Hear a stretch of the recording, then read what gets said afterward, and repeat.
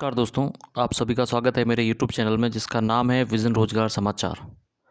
आज हम देखने वाले हैं part 2 of central civil services conduct rules 1964। Part 1 में हमने इसके 3 रूल पढ़े थे। आज इस वीडियो में हम इसके आगे के जो रूल हैं वो पढ़ेंगे और ये कंप्लीट क्लास रहने वाली है। Central civil services conduct rule 1964 इन 2 पार्ट्स में ये पूरा कंप्लीट हो जाएगा। तो एक बार हम देख लेते हैं हमने पिछली क्लास में हमने क्या क्या पढ़ा था। तो पिछली क्लास में हमने इसका इंट्रोडक्शन पढ़ा था, इंट्रोडक्शन के बारे में जाना। उसके अलावा हमने देखा कि इसमें क्या क्या, जैसे कि इन क्लॉज से बना, इनको पावर कहाँ से मिली रूल्स को। और उसके बाद हमने आर्टिकल 309 के बारे में पढ़ा, आर्टिकल 148 की क्लॉज 5 के बारे में पढ़ा, सीसीएस कंडक्ट रूल के जो हिस्टोरिकल बैकग्राउंड और लेजिस्लेटिव इंटेंट है उसके बारे में हमने जाना। और उसके अलावा इसकी क्या हिस्ट्री रही है, रूल्स की कैसे बने हैं, उन सब के बारे में हमने देखा। उसके बाद हमने एक शॉर्ट ब्रीफ में जितने भी 25 रूल्स हैं उनको पढ़ा। और उसके बाद में हमने डिटेलिंग में स्टार्ट किया। जो पहला रूल है हमने short title commencement and application के बारे में पढ़ा। इसके बाद जो दूसरा रूल है डेफिनीशंस, भाई किसी भी अगर उस रूल में कुछ जो वर्ड मेंशन कर रखे हैं उनकी क्या डेफिनीशंस रहेगी, उनके बारे में हमने पढ़ा। और उसके बाद एक काफ़ी बड़ा रूल था, जो सबसे इम्पॉर्टेंट रूल जिसे हम कहते हैं, वो था रूल 3 जनरल। इसके अंदर ये सब पॉइंट आते थे। Every government servant shell at all times, एक गवर्नमेंट सर्वेंट को हमेशा क्या क्या करना चाहिए, किन किन बातों का ध्यान रखना चाहिए, वो सब इसके बारे में मेंशन्ड है। तो ये 3 रूल हमने पिछले वीडियो में पढ़े थे। आज की वीडियो में हम स्टार्ट करने वाले हैं रूल 4 से। तो रूल 4 हम देखेंगे। अभी जैसा कि आपको पता है कि एम्स सीआरए की वैकेंसी करंट में आ रखी है, तो उस एग्ज़ाम के हिसाब से भी ये रूल्स बहुत इंपॉर्टेंट रहने वाले हैं आपके लिए। इस क्लास के बाद मैं वापस इसके प्रैक्टिस सेशंस भी लाऊंगा, जहाँ पे मैं ऑब्जेक्टिव जो क्वेश्चंस होते हैं, जो कंडक्ट रूल्स के जो क्वेश्चंस जिनके हाईली चांसेस हैं एम्स या फिर अदर जो भी केवीएस या फिर और भी जो एग्ज़ाम्स होते हैं जिनमें ये पूछे जाते हैं, उनकी एक और अलग से क्वेश्चंस की क्लासेस लाऊंगा। तो चलिए बिना टाइम वेस्ट किए हम स्टार्ट करते हैं रूल 4 से। तो आज हम देखने वाले हैं रूल 4। रूल 4 क्या है सीसीएस कंडक्ट रूल का? Employment of near relatives of government servant in companies और फर्म्स। तो ये रूल क्या कहता है? ये रूल कहता है कि no government servant shall use his position or influence directly or indirectly to secure employment for any member of his family in any company or firm.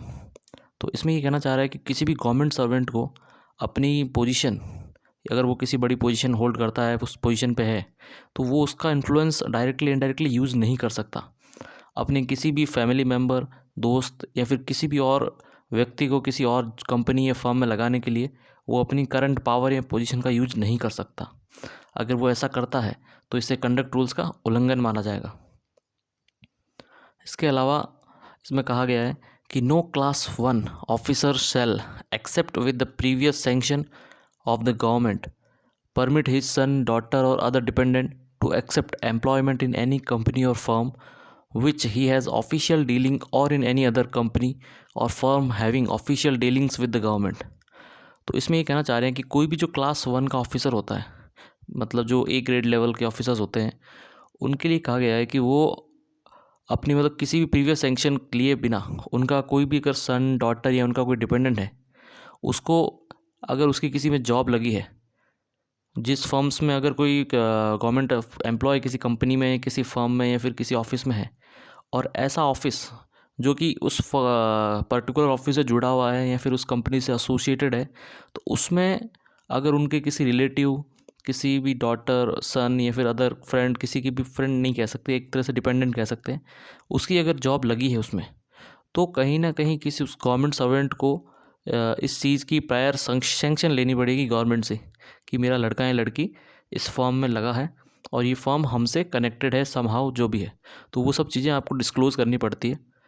ये कहा गया है इसके अंदर। आगे इसमें कहा गया है कि provided that where the acceptance of the employment can not await prior permission of the government or is otherwise considered urgent, the matter shall be reported to the government and the employment may be accepted provisionally subjected to the permission of government. अब अगर कुछ ऐसा case हो रहा है जैसे किसी government employ के सन की किसी ऐसी फर्म में जॉब लग गई जो उसके ऑफिस से डायरेक्टली इनडायरेक्टली डील करती है। अब गवर्नमेंट से जब भी आप कोई प्रायर सेंक्शन या परमिशन लेते हो उसमें टाइम लगता है।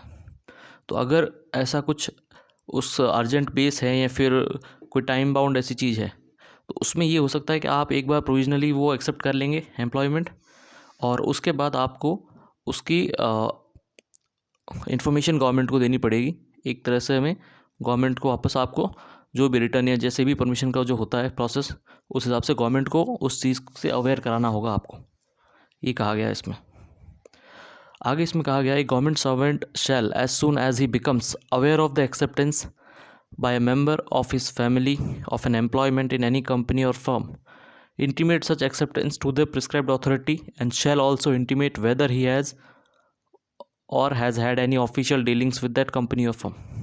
तो इसमें से यही चीज़ बताई गई है कि वो एक बार अगर एम्प्लॉयमेंट एक्सेप्ट कर लेते हैं तो उसके बाद आपको वो इंटीमेट करना होगा कि आपने वो चीज़ वो एम्प्लॉयमेंट एक्सेप्ट कर ली है, और आपका मतलब जो गवर्नमेंट एम्प्लॉय है उसका उस फर्म में कंपनी से क्या कनेक्शन है डायरेक्टली इनडायरेक्टली वो भी आपको बताना होता है। इसमें आगे कहा गया है provided that no such intimation shall be necessary in the case of class 1 officer if he has already obtained the sanction of or send a report to the government under clause 1।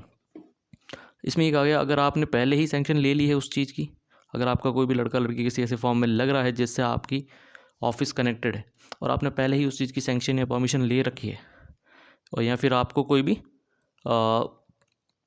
Report आपने भेज रखी है पहले, तो बाद में आपको जब एम्प्लॉयमेंट के टाइम या सिलेक्शन के टाइम आपको वापस ऐसा कुछ करने की ज़रूरत नहीं है। आगे इसमें कहा गया है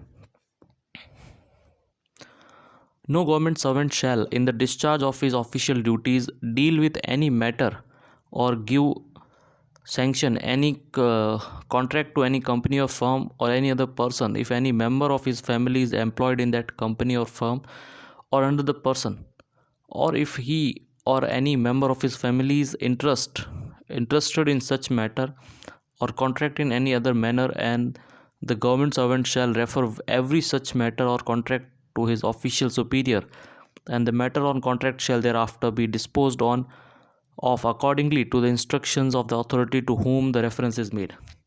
अब इसमें कहा गया है कि कोई भी गवर्नमेंट ऑफिसर जब वो अपनी ड्यूटीज़ कर रहा है, अपनी ड्यूटीज़ परफॉर्म कर रहा है, तो वो किसी भी ऐसी व्यक्ति या ऐसी फर्म को अगर कुछ कॉन्ट्रैक्ट या फिर जिसमें फाइनेंशियल बाउंडेशंस होती है, तो आप किसी भी ऐसी कंपनी या फर्म को डायरेक्ट आप कोई भी ऐसे कॉन्ट्रैक्ट नहीं दे सकते जिसमें आपका कोई ना कोई any member of your family, जो अगर उस किसी भी फर्म को अगर आप कुछ कॉन्ट्रैक्ट दे रहे हैं और उसमें अगर आपका कोई फैमिली मेम्बर या फिर कोई भी आपका पर्सन उसमें एम्प्लॉयड है, तो आप उस चीज़ को ऐसे कॉन्ट्रैक्ट नहीं दे सकते डायरेक्ट। आपको कहीं ना कहीं उन चीज़ों को गवर्नमेंट के उसमें लाना पड़ेगा, नोइंग में, ठीक है। तो वो चीज़ें कही गई है इसमें।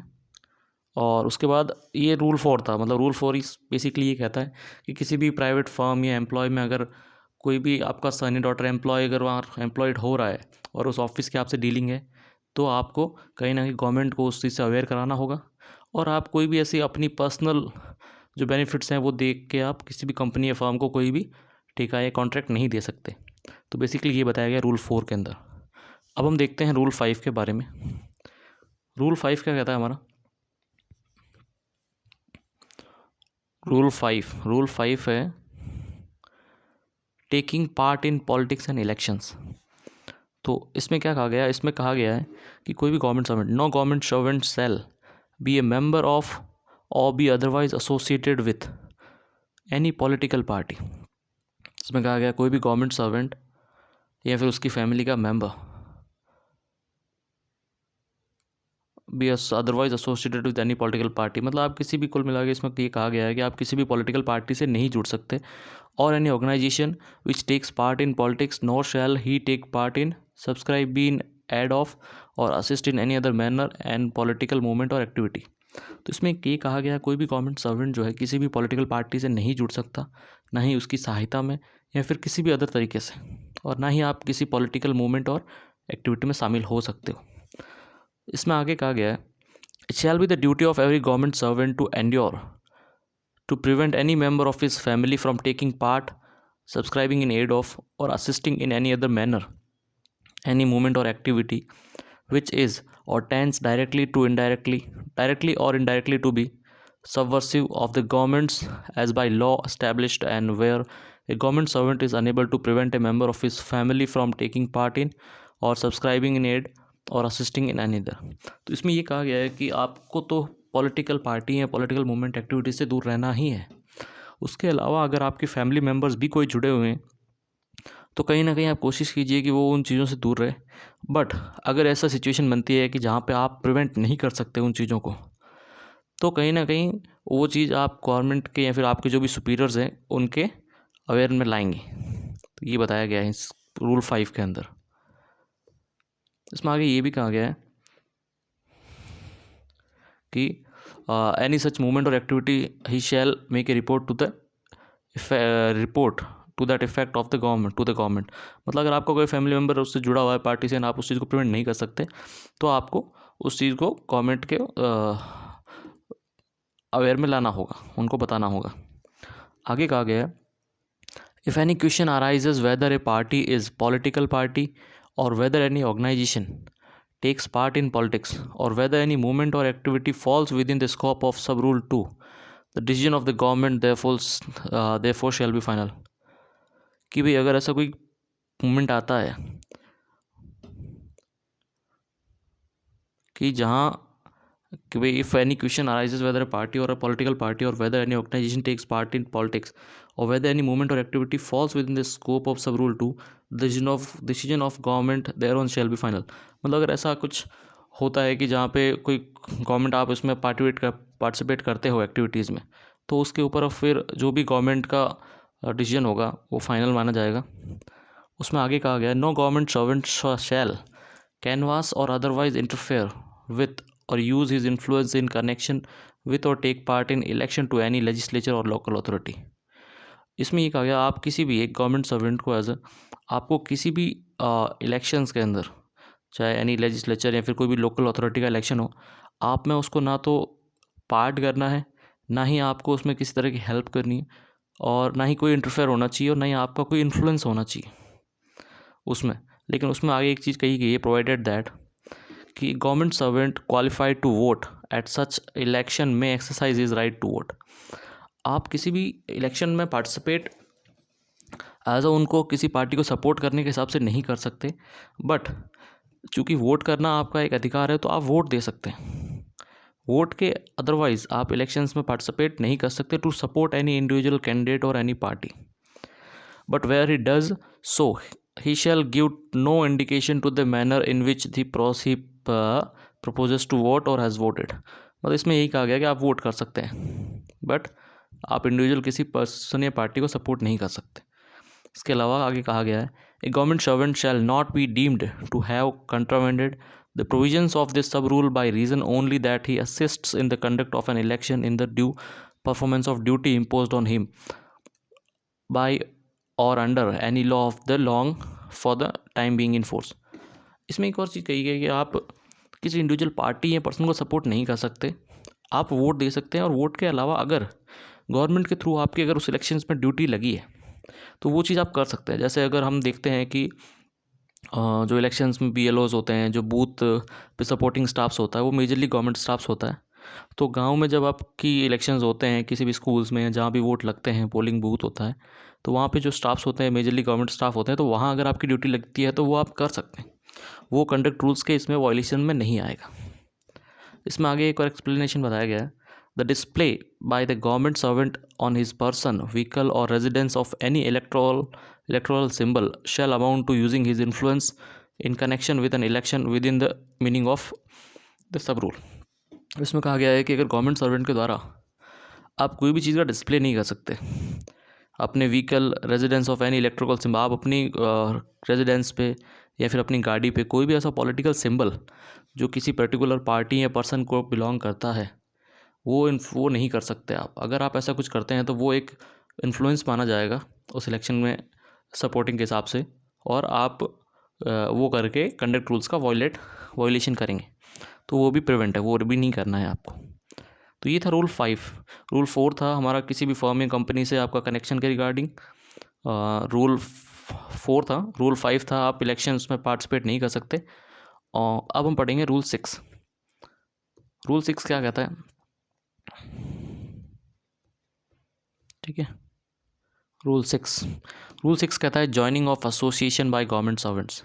तो रूल 6 में कहा गया है no government servant shall join or continue to be a member of any association the objects or activities of which are prejudicial to the interest of the sovereignty and integrity of India or public order or morality। तो rule 6 में ये कहा गया आप कोई भी association नहीं join कर सकते, कोई भी ऐसी एसोसिएशन या फिर कोई भी ऐसा आप नहीं ज्वाइन कर सकते जिससे इंडिया की सॉवरेनिटी और इंटीग्रिटी को खतरा हो। वो चीज़ अगर देश के खिलाफ है या फिर ऐसा कुछ भी एक्टिविटीज़ हैं किसी भी एसोसिएशन के द्वारा, तो आप ऐसे किसी भी एसोसिएशन से नहीं जुड़ सकते, आपको मना है। कोई भी गवर्नमेंट सर्वेंट ऐसी एसोसिएशन से नहीं जुड़ सकता जिससे हमारे देश की सॉवरेनिटी और इंटीग्रिटी को खतरा हो। तो ये कहा गया रूल 6 के अंदर। अब आता है रूल 7। रूल 7 क्या कहता है, डेमोन्स्ट्रेशंस एंड स्ट्राइक, मतलब जो भी हड़ताल होती है उनके बारे में कहा गया है कि नो गवर्नमेंट सर्वेंट शैल, किसी भी गवर्नमेंट को नहीं करना है क्या, इंगेज हिमसेल्फ और पार्टिसिपेट इन एनी डेमोन्स्ट्रेशन, किसी भी ऐसी डेमोन्स्ट्रेशन या फिर स्ट्राइक में आपको इंगेज या पार्टिसिपेट नहीं करना है which is prejudicial to the interest of the sovereignty and integrity of India, the security of the state, friendly relation with foreign states, public order, decency or morality, or which involves contempt of court, defamation or incitement to an offence. मतलब किसी भी government servant को किसी भी ऐसी demonstration या strike में participate नहीं करना है जिससे इंडिया की सॉवरेनिटी और इंटीग्रिटी पे खतरा हो, या फिर किसी भी स्टेट की सिक्योरिटी को खतरा हो जिससे, या फिर कोई भी ऐसा friendly relationship with foreign states, public order, decency or morality, या फिर कोई भी ऐसा कंटेम्प्ट ऑफ कोर्ट जिससे होता है। तो ऐसे किसी भी हड़ताल या स्ट्राइक से आपको हमेशा दूर रहना है, क्योंकि मोस्टली आजकल देखते हैं हम किसी भी छोटी मोटी चीज़ों के लिए जो हड़ताल होती है, स्ट्राइक्स होती है, वो आम पब्लिक कर सकती है, पर कहीं ना कहीं गवर्नमेंट सर्वेंट को उन चीज़ों की मनाही है, आप पार्टिसिपेट नहीं कर सकते उनमें। अगर आप पार्टिसिपेट करते हैं और वो चीज़ प्रूफ हो जाती है तो आप कंडक्ट रूल का वायलेशन मान के आपके ऊपर इंक्वायरी हो सकती है, इसलिए इन चीज़ों को आपको अवॉइड करना है। इसमें आगे कहा गया है रिसॉर्ट टू और इन any way abate any form of strike or coercion of physical duress in connection with any matter pertaining to his service or the service of any other government servant। और इसमें क्या कहा गया है, इसमें कहा गया है कि resort to in any way act from strike or coercion of physical duress in connection with any matter pertaining to his service or the service of any other government servant. मतलब इन स्ट्राइक्स के दौरान अगर आपकी भी किसी भी आपकी या फिर आपके स्टाफ की या फिर किसी भी उस पर फ़र्क पड़ता है तो उन चीज़ों को आपको अवॉइड करना है। बेसिकली इसमें इतना ही कहा गया है कि कोई भी डेमोन्स्ट्रेशन या स्ट्राइक हो आपको पार्टिसिपेट नहीं करना है। ओके तो ये था रूल 7। रूल 6 था कोई भी आप एसोसिएशन ज्वाइन नहीं कर सकते जिससे इंडिया की सॉवरेनिटी और इंटीग्रिटी को खतरा हो। आप रूल 7 में कहा गया है कि कोई भी डेमोन्स्ट्रेशन या स्ट्राइक ज्वाइन नहीं कर सकते। चलिए अब हम आगे बढ़ते हैं। अब देखते हैं रूल 8। रूल 8 क्या कहता है, रूल 8 कहता है connection with press or other media. इसमें कहा गया है no government servant shall except with the provision previous sanction of the government own wholly or in part or conduct or participate in the editing or management of any newspaper or other periodical publication or electronic media. मतलब किसी भी government servant को नहीं करना है, क्या नहीं करना है, बिना सैंक्शन लिए, बिना प्रायर परमिशन लिए, आप बिना प्रायर परमिशन लिए क्या नहीं कर सकते, own wholly or in part, कोई भी आप ऐसी मीडिया कंपनी कुछ ना खुद की स्टार्ट नहीं कर सकते हैं, उसमें कुछ पार्टिसिपेट नहीं कर सकते। कोई भी ऐसा जो एडिटिंग या फिर मैनेजमेंट या फिर न्यूज़पेपर या फिर कोई पब्लिकेशन या फिर कोई भी इलेक्ट्रॉनिक मीडिया है तो आप उसमें पार्टिसिपेट नहीं कर सकते गवर्नमेंट की परमिशन लिए बिना। अगर आप परमिशन लेते हैं और गवर्नमेंट आपको परमिशन देती है उस चीज़ की तो आप कर सकते हैं, बट विदाउट प्रीवियस परमिशन आप ये चीज़ें नहीं कर सकते। मीडिया में मीडिया की किसी भी ऐसी यूनिट में पार्टिसिपेट नहीं कर सकते। इसमें आगे कहा गया है nothing in sub rule 1 shall apply in case a government servant in the bona fide discharge of his official duties publishes a book or participates in a public media. अब इसमें कहा गया है कि ये सब रूल 1 था कि भाई इसके अलावा ये तो आपको नहीं कर, लेकिन इसके अलावा कहा गया है कि अगर गवर्नमेंट सर्वेंट अपनी उस ड्यूटी के दौरान उसका ड्यूटी का नेचर अगर ऐसा है, या फिर जैसे कोई अपनी बुक्स पब्लिश करते हैं, वो उसकी विद इन द ड्यूटीज़ आता है, विद इन बाउंड्रीज आता है वो चीज़, तो कर सकते हैं वो। जैसे अगर कोई ऐसा राइटर है, ऑथर है, फिर ऐसे कोई रिसर्च ऑर्गेनाइजेशन है, जैसे कि रिसर्च ऑर्गेनाइजेशन में कुछ जैसे फॉरेस्ट्री है या फिर एग्रीकल्चर है, उनके रिगार्डिंग कोई बुक्स पब्लिश कर रहा है तो वो कर सकते हैं। और अगर वो उस पर्टिकुलर ऑर्गेनाइजेशन के बिहाफ पे कुछ ऐसा पब्लिक मीडिया में कर रहा है जो गवर्नमेंट के हित में है, तो वो चीज़ें वो कर सकते हैं। इसमें आगे कहा गया है, a government servant publishing a book or participating in a public media shall at all times make it clear that the views expressed by him are his own and not that of government. As a government servant आप अगर किसी भी ऐसा कुछ publish कर रहे हैं, कुछ लिख रहे हैं, कोई कंटेंट लिख रहे हैं, या फिर किसी भी इंटरव्यूज़ में पार्ट ले रहे हैं, तो उस चीज़ को हमेशा क्लियर करना है कि आप उस के दौरान जो भी कह रहे हैं, जो भी अपने व्यूज़ एक्सप्रेस कर रहे हैं किसी भी टॉपिक के बारे में, वो आपके निजी होने चाहिए। वो उसमें गवर्नमेंट की कोई भी अथॉरिटी नहीं होती है। तो ये चीज़ भी आपको ध्यान रखनी होती है अगर आप मीडिया में कुछ लिख रहे हैं या पब्लिश कर रहे हैं या फिर इंटरव्यू दे रहे हैं तो ये था रूल 8। रूल 8 में क्या कहा गया? रूल 8 में connection with press or other media के बारे में बताया गया। उसके बाद अब हम पढ़ेंगे रूल 9। रूल 9 क्या कहता है? रूल 9 कहता है क्रिटिसिज्म ऑफ गवर्नमेंट। ठीक है, तो इस रूल 9 के अंदर बताया गया है कि कभी भी किसी भी टाइम आप गवर्नमेंट को क्रिटिसाइज़ नहीं कर सकते। अगर आप गवर्नमेंट को क्रिटिसाइज़ करते हैं तो आप कंडक्ट रूल का वायोलेशन कर रहे हैं। एक बार पढ़ते हैं हम क्या कहता है rule 9। No government servant shall, in any radio broadcast, telecast through any electronic media or in any document published in his own name or anonymously, pseudonymously, or in the name of any other person, or in any communication to the press, or in any public utterance, make any statement, fact, or opinion which has the effect of an adverse criticism of any current or recent policy or action of the central government or state government. उसमें कहा गया किसी भी government servant को नहीं करना है। क्या नहीं करना है? किसी भी रेडियो ब्रॉडकास्ट में, किसी भी टेलीकास्ट में, इलेक्ट्रॉनिक मीडिया में, या फिर कोई भी ऐसा डॉक्यूमेंट जो पब्लिश कर रहे हो आप अपने नेम से या फिर एनोनिमसली पब्लिश कर रहे हो, ठीक है, या फिर किसी भी कम्युनिकेशन में प्रेस के दौरान आपको कोई भी ऐसा स्टेटमेंट या ओपिनियन नहीं देना है जो गवर्नमेंट की किसी भी पॉलिसी को या सेंट्रल गवर्नमेंट या स्टेट गवर्नमेंट को इफेक्ट करता है या उनके इमेज या फिर उनके खिलाफ हो। आपका कुछ भी ऐसा नहीं करना है, स्टेटमेंट नहीं देना है। अगर आप देते हैं तो आप कंडक्ट रूल्स का वायोलेशन कर रहे हैं। आगे इसमें कहा गया है provided that in the case of any government servant included in any category of government servants specified in the second proviso of sub rule 3 of rule 1 nothing contained in this clause shall apply to bona fide expression of views by him as an office bearer or a trade union or association of government servants for the purpose of safeguarding the conditions of service of such government servants or for securing any improvement therefore।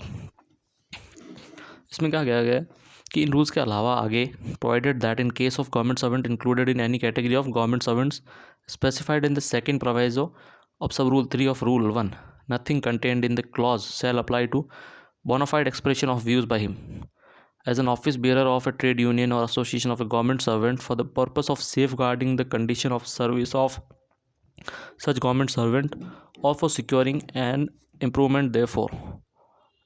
तो इसमें कहा गया अगर कोई भी ऐसा आप ऐसी पोजीशन पे हो जहाँ जैसे किसी भी ट्रेड यूनियन में हो या फिर ऐसी किसी एसोसिएशन में हो जहाँ पे आपको अपने व्यूज़ रखने पड़ते हैं, किस लिए?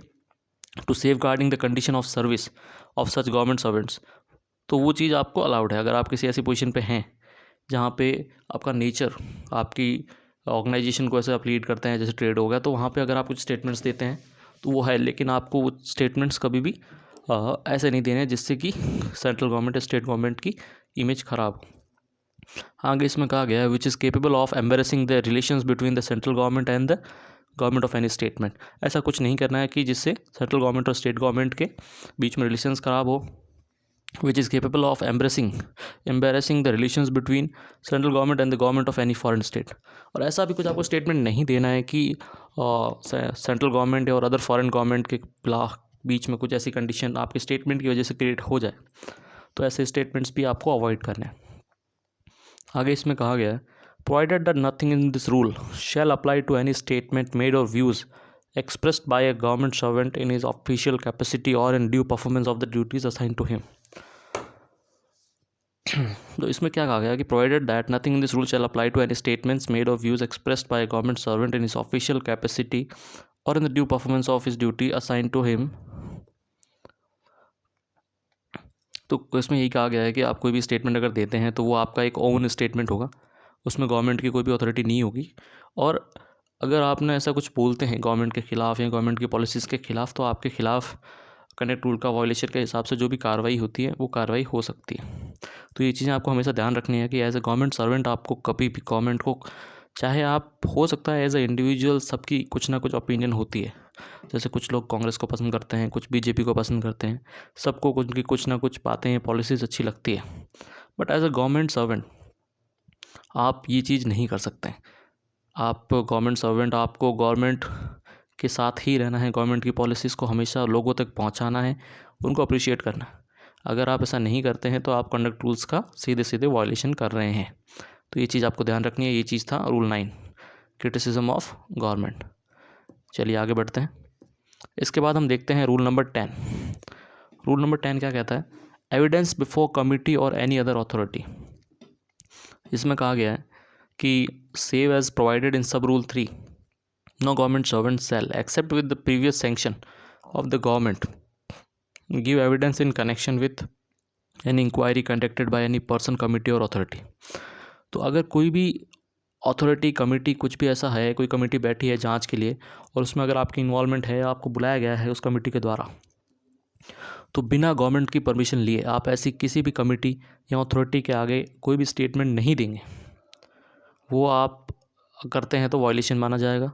उसके आगे कहा गया है कि where any sanction has been accorded under the sub rule 1, no government servant giving such evidence shall criticise the policy or any action of the central government of a state government. अगर वैसे तो आप किसी authority में ऐसे बिना permission नहीं जा सकते हैं, कोई भी ऐसी इंक्वायरी कंडक्ट हुई है उसमें, लेकिन अगर आपको परमिशन मिल गई है वहाँ जाने की, तो वहाँ जाके आप कुछ भी ऐसा क्रिटिसाइज़ नहीं कर सकते गवर्नमेंट की किसी पॉलिसी या किसी भी एक्शन को। ये भी आपको ध्यान रखना है। और उसके आगे बताया गया कि nothing in this rule shall apply to. अब इस रूल में क्या चीज़ अप्लाई नहीं है? Evidence given at any inquiry before an authority appointed by the government, parliament or state legislature. अगर कोई ऐसी अथॉरिटी या फिर जैसे कमेटी की बात करें, वो अगर गवर्नमेंट के द्वारा अपॉइंट की गई है या फिर पार्लियामेंट या फिर स्टेट लेजिस्लेचर के द्वारा, तो आप जा सकते हैं। तो आपको प्रायर सैंक्शन की ज़रूरत नहीं है, क्योंकि गवर्नमेंट ने ही कंडक्ट की है वो। पर आपको अपने सीनियर्स को फिर भी इन्फॉर्म करना रहता है हमेशा इन चीज़ों में। और उसके अलावा कहा गया है कि evidence given in any judicial inquiry. अगर किसी जुडिशियल इंक्वायरी है तो उसमें आप ऐसे परफॉर्म कर सकते हैं, एविडेंस से कुछ भी दे सकते हैं, वहाँ पे कंडक्ट रूल का वायलेशन नहीं माना जाएगा। और उसके अलावा evidence given in at any departmental inquiry ordered by authorities subordinate to the government. अगर आप ही के डिपार्टमेंट में जो आपके सबॉर्डिनेट्स की या फिर जो भी कोई अगर इंक्वायरी, कोई कमेटी कुछ बैठी है, तो आप अपने डिपार्टमेंट में डिपार्टमेंटल जो इंक्वायरीज होती है उनमें एविडेंसेस या फिर स्टेटमेंट्स दे सकते हैं, उसको भी वायलेशन ऑफ कंडक्ट रूल नहीं माना जाएगा। तो ये था हमारा रूल 10। इसके बाद हम देखते हैं रूल 11। रूल 11 हमारे क्या कहता है? रूल 11 है हमारा कम्युनिकेशन ऑफ ऑफिशियल इन्फॉर्मेशन के रिगार्डिंग। ठीक है। तो रूल 11 में कहा गया है कि every government servant shall in performance of his duties and good faith communicate information to a person in accordance with the right to information act 2005 and the rules made thereunder. तो इसमें कहा गया है कि किसी भी government servant को अगर आप जहाँ पे कोई भी इन्फॉर्मेशन प्रोवाइड कर रहे हैं या कोई भी कम्युनिकेशन है, तो आपको जो भी आप चीज़ें बता रहे हैं, कह रहे हैं, वो आरटीआई के अकॉर्डिंग, जैसे हम राइट टू इन्फॉर्मेशन एक्ट है 2005 आया था, उसके अकॉर्डिंग ही चीज़ें आपको करनी है। उसके अलावा या उसके बियॉन्ड जाके आपको ऐसा कुछ भी ऑफिशियल इन्फॉर्मेशन कम्युनिकेट नहीं करनी है किसी से। जैसे कुछ कॉन्फिडेंशियल इन्फॉर्मेशन हो गई या फिर और भी कोई इन्फॉर्मेशन जो आपको लगता है नहीं बतानी चाहिए किसी भी अदर पर्सन को, तो वो आप नहीं शेयर कर सकते। आपको चीज़ें ध्यान रखनी है कि जो जो चीज़ें राइट टू इन्फॉर्मेशन एक्ट के अंडर आती है आप बस उतना ही कम्युनिकेट करें किसी भी अदर पर्सन से। RTI जैसे हमने यहाँ देखा है तो RTI के भी काफ़ी क्वेश्चंस आते हैं ऐसे एग्ज़ाम्स में, AMCRE अदर जो KVS के एग्ज़ाम्स है, बाकी सब में भी, और इन जनरल भी सभी को पता होना चाहिए। तो आने वाले दिनों में हम RTI की भी मैं एक क्लास लाऊंगा जिसके अंदर मैं RTI एक्ट पूरा कवर करूँगा। तो आप चाहते हैं कि आप वो क्लासेस भी कंटिन्यू देखते रहें तो आप चैनल सब्सक्राइब कर लें और बेल आइकन दबाएं ताकि अगर कोई भी नया वीडियो अपलोड करूं तो उसकी इन्फॉर्मेशन आप तक पहुंच जाए। चलिए आगे देखते हैं। Provided that no government servant shall except in accordance with any general और special order of the government or in performance in good faith of the duties assigned to him, communicate directly or indirectly any official document or any part thereof or classified information to any government servant or any other person to whom he is authorized to communicate such document or classified information। तो इसमें यही कहा गया है कि आप अपने official duty के दौरान जब आप पोस्ट होल्ड कर रहे हैं या फिर किसी आप गवर्नमेंट ऑफिस में है तो आप कोई भी ऐसी ऑफिशियल इन्फॉर्मेशन डायरेक्टली इनडायरेक्टली कोई भी ऑफिशियल डॉक्यूमेंट या फिर कुछ भी इन्फॉर्मेशन जो क्लासिफाइड हो, कॉन्फिडेंशियल हो, आप किसी अदर गवर्नमेंट सर्वेंट या उसके अलावा भी किसी ऐसे पर्सन को शेयर नहीं कर सकते अगर आपके पास ऑथराइजेशन नहीं है वो चीज़ करने की। तो ये चीज़ आपको खास तौर को ध्यान रखनी है कि आप कोई भी ऐसी इन्फॉर्मेशन किसी अदर एम्प्लॉय या अदर पर्सन को नहीं प्रोवाइड करें जो कि रिक्वायर्ड नहीं है। चलिए, तो ये था रूल 11। अब हम देखते हैं रूल 12। रूल 12 के अंदर क्या है? रूल 12 है सब्सक्रिप्शंस के बारे में। तो इसमें कहा गया है no government servant shall except with the provision previous sanction of the government or of the prescribed authority ask for or accept contributions to or otherwise associate himself with the raising of any funds or other collections in cash or in kind of pursuance of any object whatsoever। तो एक तरह से subscription जिसे हम हिंदी में चंदा भी कह सकते हैं, कॉन्ट्रीब्यूशंस कह सकते हैं, और बहुत सारे वर्ड्स हैं। कोई भी गवर्नमेंट सर्वेंट बिना आप कोई भी प्रीवियस या फिर कोई भी प्रायर परमिशन लिए बिना गवर्नमेंट की आप कोई भी ऐसा कॉन्ट्रीब्यूशन कलेक्ट नहीं कर सकते। और या फिर आप अपने आप को ऐसे किसी कलेक्शन जैसे कोई कर रहा है तो उनके साथ अपने आप को नहीं जोड़ सकते। कोई भी फंड्स अगर आप रेज़ कर रहे हैं किसी के लिए या कुछ भी कलेक्शंस कर रहे हैं, चाहे कुछ भी किसी भी वजह से हो, चाहे वो अच्छे काम के लिए हो, बुरे काम के लिए हो, आप अपने आप को ऐसे किसी भी सब्सक्रिप्शन या कलेक्शन या कंट्रीब्यूशन से नहीं जोड़ सकते हैं। तो इस चीज़ का भी आपको ख़ास तौर से ध्यान रखना है। तो ये था हमारा रूल 12। चलिए अब देखते हैं आगे का रूल नंबर 13। तो रूल नंबर 13 किसके बारे में है? रूल नंबर 13 में बताया गया है गिफ्ट्स के बारे में। एक गवर्नमेंट सर्वेंट अगर गिफ्ट लेता है तो किस रेंज तक ले सकता है, उसको क्या लेना चाहिए नहीं लेना चाहिए, वो सब चीज़ें इसके अंदर बताई गई है। तो इसमें क्या कहा गया है? Save as provided in this rules no government servant shall accept or permit any member of his family or any other person acting on his behalf to accept any gift. तो इसमें कहा गया है कि किसी भी पर्सन को, government servant को खुद या फिर उसके बिहाफ पे उसे किसी फैमिली मेम्बर को कोई भी गिफ्ट एक्सेप्ट नहीं करना है। अब इसमें एक्सप्लेनेशन दिया गया है कि द एक्सप्रेशन गिफ्ट, अब गिफ्ट में इन्होंने क्या बताया कि गिफ्ट शैल इंक्लूड, गिफ्ट में क्या क्या आ सकता है वो चीज़ें बताई गई है कि free transport, boarding, lodging or other service or any other pecuniary advantage when provided by any person other than a near relative or personal friend having no official dealing with the government. अगर other than आपका कोई relative या फिर personal friend, ऐसा कोई व्यक्ति जो आपसे डायरेक्ट कनेक्ट नहीं है, अगर उसके द्वारा आप ऐसी किसी भी चीज़ का बेनिफिट नहीं ले सकते, अगर आप बेनिफिट लेते हैं तो उनको एज ए गिफ्ट कंसिडर किया जाएगा। उनमें क्या हो सकता है? जैसे फ्री ट्रांसपोर्ट हो सकता है, बोर्डिंग, लॉजिंग या फिर अदर कोई ऐसी सर्विस आप नहीं ले सकते। क्योंकि कभी कभी क्या होता है कि आप अगर एज ए गवर्नमेंट सर्वेंट कोई ऐसा अननोन व्यक्ति जो या फिर फर्म या किसी का भी कोई व्यक्ति आपको ये सब चीज़ें एज अ गिफ्ट दे के वापस आपसे कुछ रिटर्न में फेवर ले सकता है जो गवर्नमेंट के ख़िलाफ़ हो या फिर आपके प्रोसीजर या ऑफिस के ख़िलाफ़ हो, जो भी है। तो ऐसी चीज़ें आपको नहीं करनी है। किसी भी अदर देन योर रिलेटिव आपको ये सब चीज़ें नहीं करनी है। किसी भी अननोन पर्सन या फिर कोई भी जो काम निकलवाने के लिए कुछ ऐसी चीज़ें करवाना चाह रहा है, उनसे आपको ये सब चीज़ें नहीं लेनी है। अगर आप ये सब चीज़ें लेते हैं, फ्री ट्रांसपोर्ट या फिर कुछ भी ऐसा, तो उसे एज अ गिफ्ट माना जाएगा। अब इसमें एक और चीज़ कही गई है, एक और क्या, एक casual meal lift or other social hospitality shall not be deemed to be gift.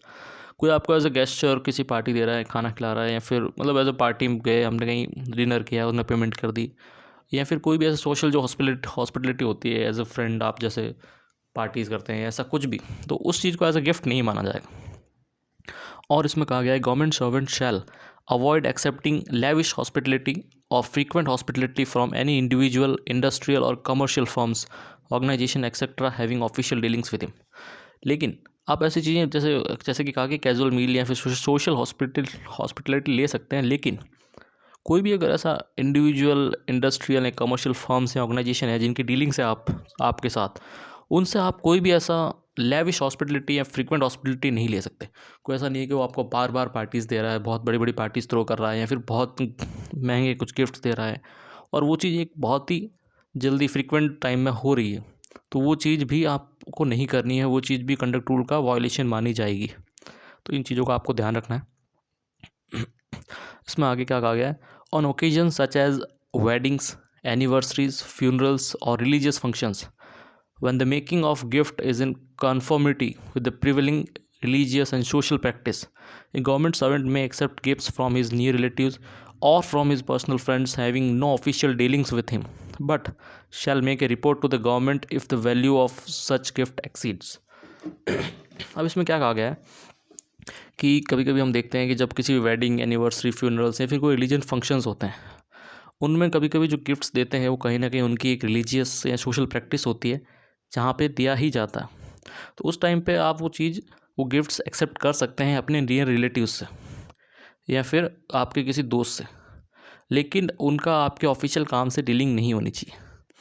अब गिफ्ट तो आप ले सकते हैं, लेकिन उन गिफ्ट्स की रेंज क्या होनी चाहिए उसके बारे में भी बताया गया, और बताया गया कि अगर उस रेंज से ऊपर जाता है कोई भी गिफ्ट तो आपको गवर्नमेंट को उस चीज़ की रिपोर्ट देनी पड़ेगी। अब देखते हैं कि वो चीज़ क्या है, क्या लिमिट है। तो लिमिट में ये बताया गया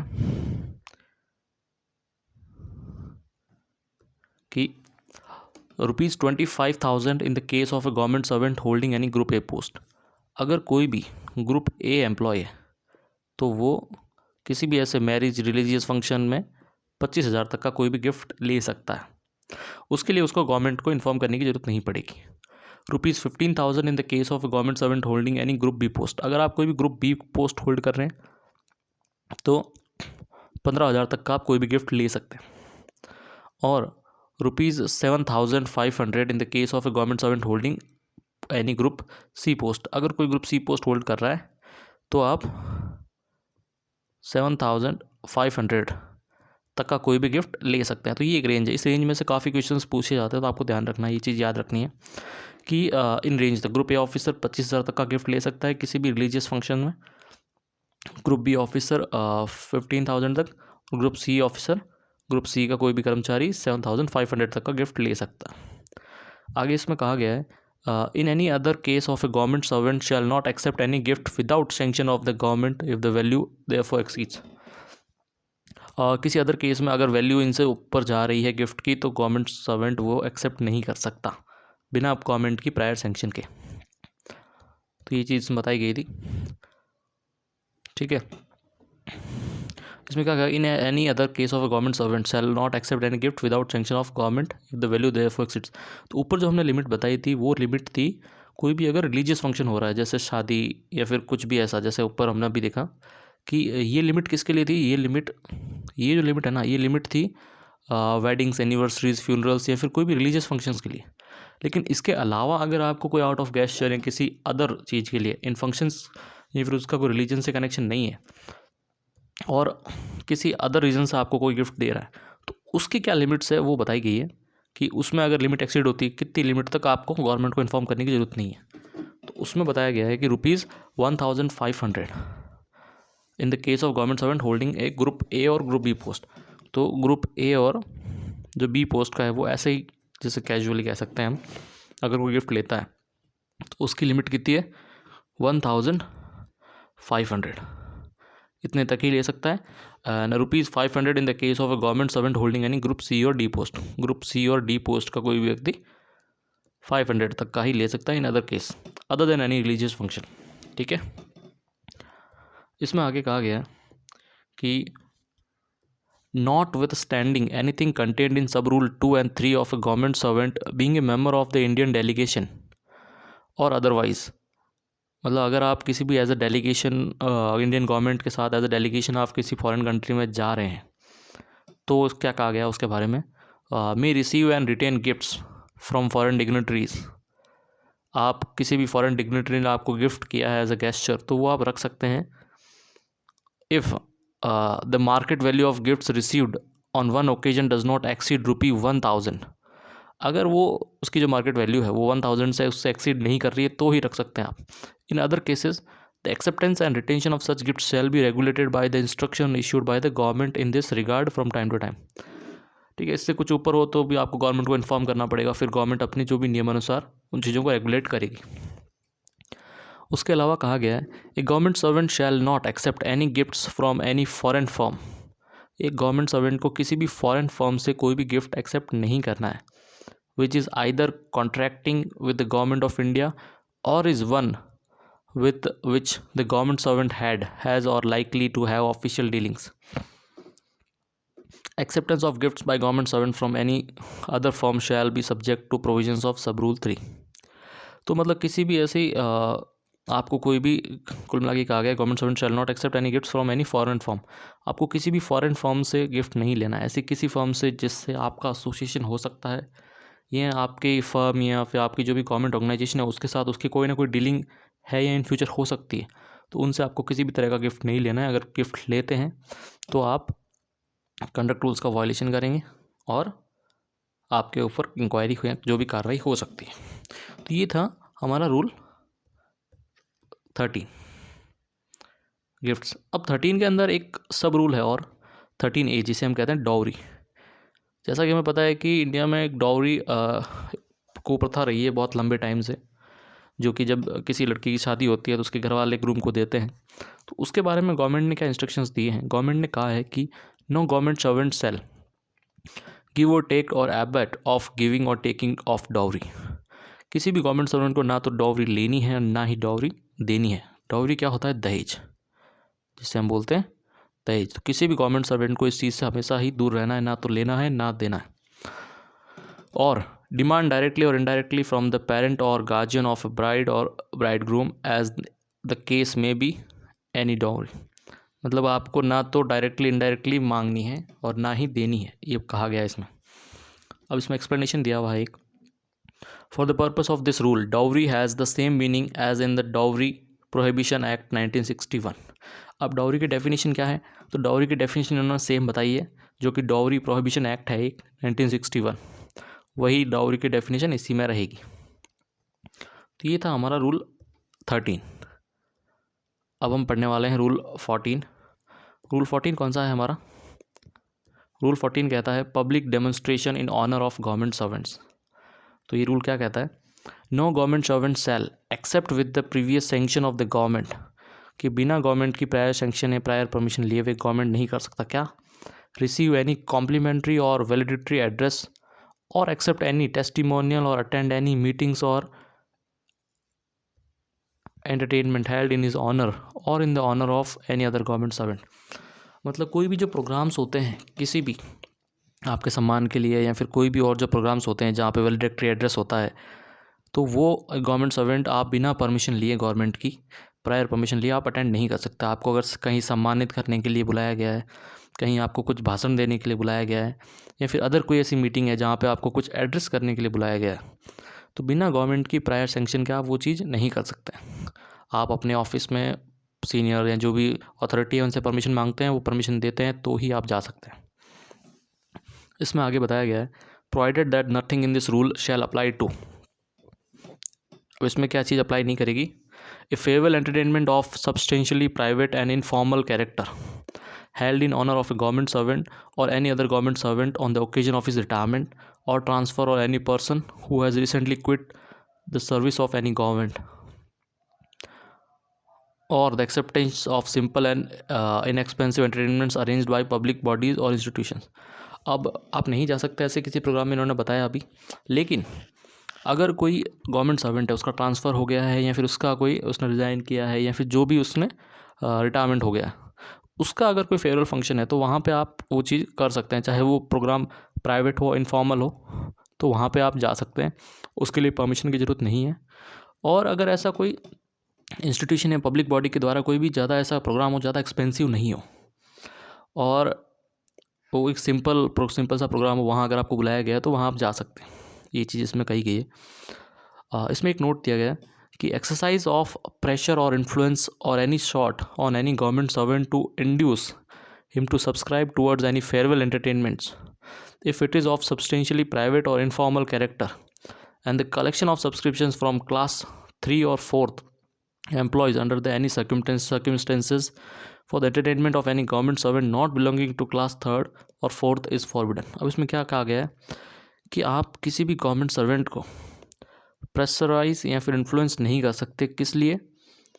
कुछ भी ऐसा, जैसे हम किसी भी गवर्नमेंट सर्वेंट के फेयरवेल के लिए हम जो एंटरटेनमेंट के लिए जो चंदा या फिर जो भी कलेक्शंस करते हैं, तो आप किसी भी गवर्नमेंट सर्वेंट को वो चीज़ कलेक्शन के लिए फोर्स नहीं कर सकते। और इसमें स्पेसिफिकली कहा गया है कि अगर किसी ग्रुप, जैसे पहले जैसे ग्रुप होते थे, ग्रुप 1 2 3 4, अभी जैसे हम ग्रुप ए बी और सी कहते हैं, तो किसी भी ग्रुप ए या बी, जैसे इसमें लिखा गया है कि क्लास, कोई भी क्लास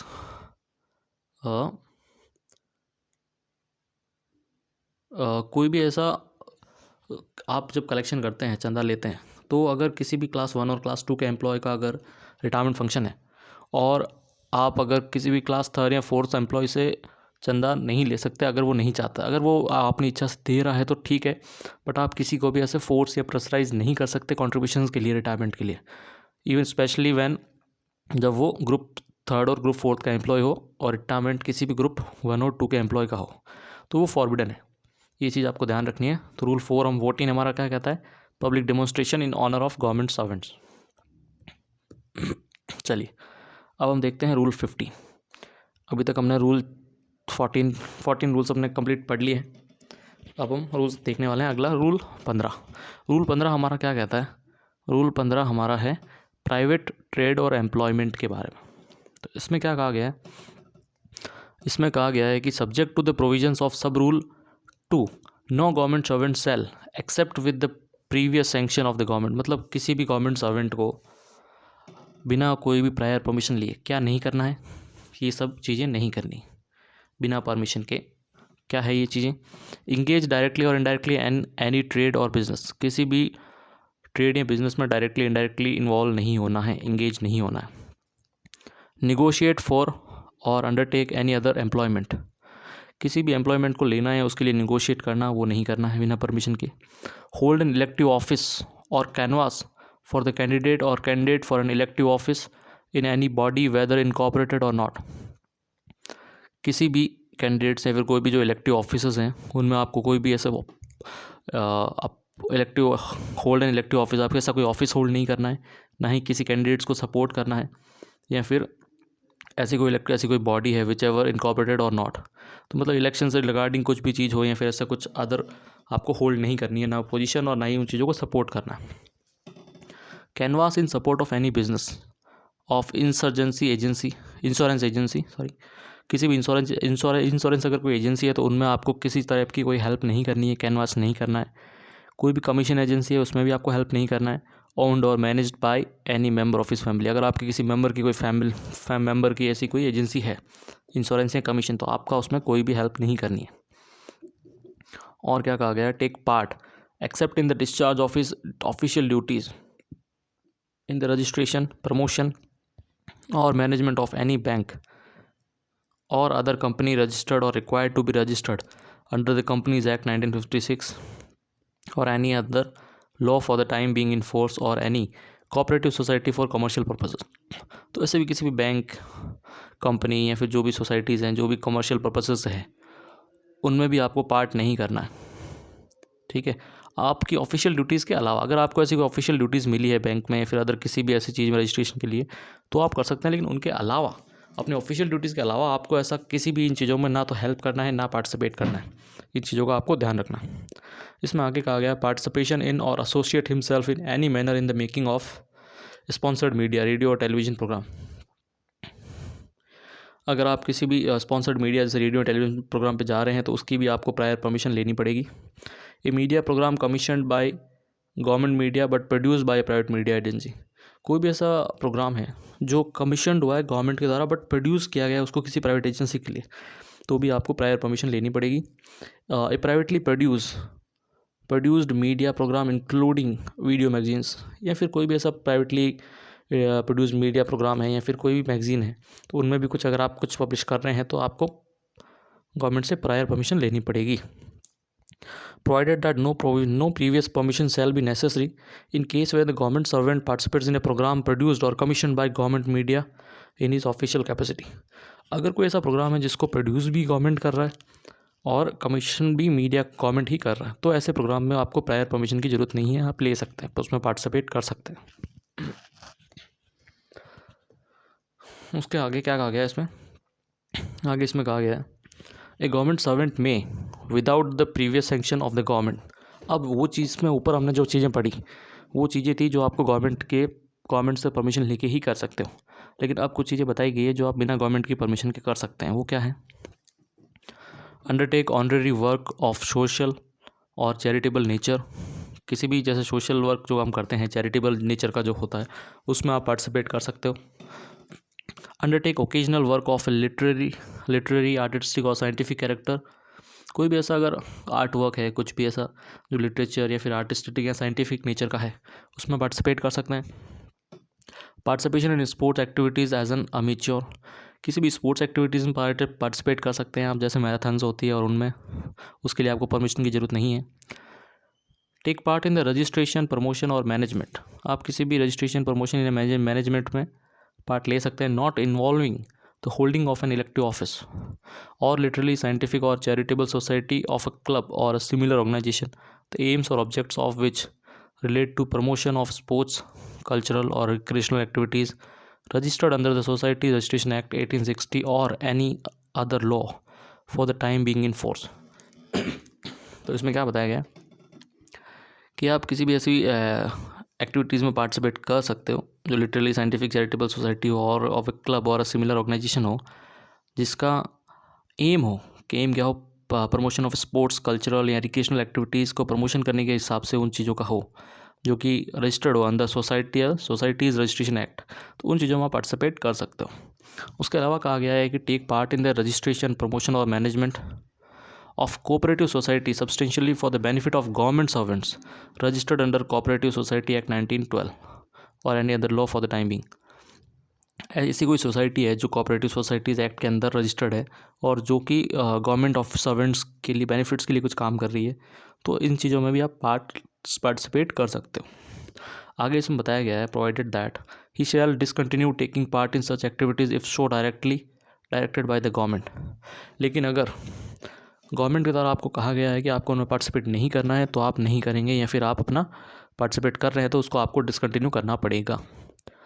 इसमें आगे कहा गया है in a case falling under clause D or clause E of the sub rule his official duties shall not suffer thereby and he shall within period of 1 month of his taking part in such activity report to the government giving details of the nature of his participation। तो इसमें ये कहा गया है कि अगर आप उन चीज़ों में पार्टिसिपेट कर रहे हैं तो आपकी जो ऑफिशियल ड्यूटी है उस पर उस चीज़ का कोई भी इफेक्ट नहीं आना चाहिए, आपकी ऑफिशियल ड्यूटीज़ उस चीज़ से सफ़र नहीं करनी चाहिए। अगर ऐसा कुछ होता है तो आपको गवर्नमेंट को उस चीज़ की रिपोर्ट देनी पड़ेगी with in 1 month of participation. तो ये था हमारा रूल 15 हमने देख लिया। इसमें आगे और बताया गया रूल 15 के अंदर कि every government servant shall report to the government if any member of his family is engaged in a trade or business or owns or manages an insurance agency or commission agency. अगर आपका कोई family member कोई भी ऐसी insurance agency या commission agency own कर रहा है तो आपको उन चीज़ की इन्फॉर्मेशन गवर्नमेंट को देनी पड़ेगी। Unless otherwise provided by general और special orders of the government, no government servant may accept any fee for any work done by him for any private or public body or any private person without the sanction of the prescribed authority। अब इसमें कहा गया कि अगर आपको कोई भी government की तरफ से ऑर्डर्स नहीं मिले हैं या फिर कुछ भी ऐसा, तो आप अपने किसी भी काम के लिए जो आप पब्लिक इंटरेस्ट में कर रहे हैं उसके लिए पैसे नहीं ले सकते बिना आप अपनी प्रिस्क्राइब्ड अथॉरिटी की सैंक्शन लिए, गवर्नमेंट से परमिशन लिए बिना। इसमें जो टर्म मेंशन हुई है fee, the term fee used here shall have the meaning assigned to it in fundamental rule 9। Fee की जो डेफिनेशन है वो फंडामेंटल रूल्स के जो 9 में डेफिनेशन है वो वही इसका यहाँ मतलब है। मतलब आप कोई भी ऐसा अपने काम के दौरान कुछ भी ऐसा प्राइवेट नहीं कर सकते जिसके आपके अलग से फ़ीस लें। ये था हमारा रूल 15। रूल 15 के अंदर एक और रूल है जिसे हम 15A कहते हैं। ये है subletting and vacation of government accommodation. तो इसमें कहा गया है कि save as otherwise provided in any other law for the time being in force, no government servant shall sublet, lease or otherwise allow occupation by any other person of government accommodation which has been allotted to him. तो इसमें कहा गया किसी भी government servant को जो उसका एक फ्लैट या फिर एक तरह से कह सकते हैं हम जो अकोमोडेशन उनको प्रोवाइड होता है, तो वो अकोमोडेशन आप किसी को भी और को किराए पे नहीं दे सकते, लीज़ पे नहीं दे सकते या फिर किसी और को नहीं रख सकते बिना गवर्नमेंट की परमिशन के। जो अकोमोडेशन आपको अलॉट हुआ है वो आपको अपने पास ही रखना है और किसी को आप नहीं दे सकते, ना ही रख सकते हैं अनऑथराइज तरीके से। इसमें आगे कहा गया है government servant shall after the cancellation of his allotment of government accommodation vacate the same with in the time limit prescribed by the allotting authority. अब आपको जो अकोमोडेशन अलॉट हुआ है तो जब आपका अकोमोडेशन कैंसिल हो जाए तो आपको विद इन पीरियड जो भी अलॉटिंग अथॉरिटी ने आपको बता रखा है उस पीरियड के अंदर आपको वो अकोमोडेशन और खाली करना होगा। तो ये है रूल 15 हमारा यहाँ कंप्लीट होता है। इसके बाद हम आगे देखते हैं हमारा रूल नंबर 16। रूल 16 क्या कहता है हमारा? रूल 16 के अंदर बताया गया है investment, lending and borrowing. Rule 16 के अंदर क्या बताया गया? Investment, lends and borrowing, lending and borrowing. तो इसमें कहा गया है no government servant shall speculate in any stock, share or other investment. तो किसी भी गवर्नमेंट सर्वेंट को किसी भी स्टॉक, शेयर या इनमें इन्वेस्टमेंट्स में नहीं लगाने हैं पैसे। ये गवर्नमेंट की तरफ से एक इंस्ट्रक्शन है। Provided that nothing in this sub rule shall apply to occasional investments made through stock broker or any other person duly authorised and licensed or who have obtained a certificate of registration under the relevant law. लेकिन इन चीज़ों को आप इसमें कहा गया occasionally कर सकते हैं, लेकिन किसके थ्रू?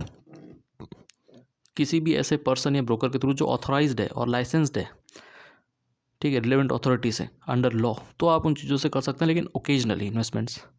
इसमें एक्सप्लेनेशन बताया गया है कि frequent purchase of sale or both of shares, securities or other investments shall be deemed to be speculation with in the meaning of the sub rule. अब ये सब चीज़ें भी एक अंडर में होनी चाहिए, कंट्रोल्स में होनी चाहिए, इन्वेस्टमेंट्स जो भी आप कर रहे हो। तो वो सब रूल 2 के बारे में बताया गया, आगे देखेंगे हम। तो सब रूल 2 में क्या बताया गया है कि no government servant shall make or permit any member of his family or any person acting on his behalf to make any investment which is likely to embarrass or influence him in the discharge of his official duty। तो इसमें कहा गया किसी भी government servant को ना तो खुद को है ना ही उसे अपने किसी फैमिली मेम्बर को परमिट करना है जो उसकी तरफ से ऐसी कुछ इन्वेस्टमेंट्स करे जो उसको या फिर उसकी इमेज को उसकी during discharge of his duties, उसकी ड्यूटीज़ में वो चीज़ बाधा बने, ऐसा कुछ उनको नहीं करना है। For this purpose any purchase of shares out of the quotas reserved for directors of companies of their friends and associates shall be deemed to be an investment which is likely to embarrass the government servant. तो आपको कोई भी ऐसी investment नहीं करनी है जिससे कि आपकी एक ऐसे गवर्नमेंट सर्वेंट आपकी इमेज डाउन हो या फिर आपकी काम या आपकी छवि पे उसका प्रभाव पड़े। ऐसी कोई इन्वेस्टमेंट्स आपको नहीं करनी है। No government servant who is involved in the decision making process of fixation of price of an initial public offering, जो IPOs होते हैं उनमें, और follow-ups of public offering of shares of a central public sector enterprises shall apply either himself or through any member of his family or through any other person acting on his behalf for allotment of the shares in the initial public offerings IPOs or follow-ups of public offering of such central public sector enterprises।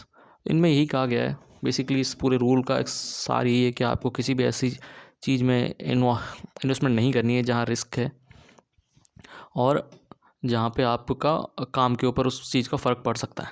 तो इसमें आगे कहा गया है in any question arises whether any transaction is of the nature refer to in sub rule 1 or sub rule 2 decision of the government therefor shall be final. अगर ऐसा कुछ होता है, अगर आपके उस इन्वेस्टमेंट्स की वजह से आपके काम के ऊपर कुछ इफेक्ट्स आता है तो उसके ऊपर जो फाइनल डिसीजन होगा वो गवर्नमेंट का होगा, कुछ भी ले सकती है गवर्नमेंट। उसमें आगे कहा गया no government servant shall save in the ordinary course of business with in the bank or a public limited company either himself or through any member of his family or any other person acting on his behalf. तो इसमें ये भी कहा गया कि किसी भी government employ को अपने आप को किसी भी बैंक या फिर पब्लिक लिमिटेड जो कंपनीज है उनसे आपको अपने आप को एसोसिएट नहीं करना है, अपने को या अपने किसी फैमिली मेम्बर को। अगर आप करते हैं तो उस चीज़ को वायलेशन ऑफ कंडक्ट रूल माना जाएगा।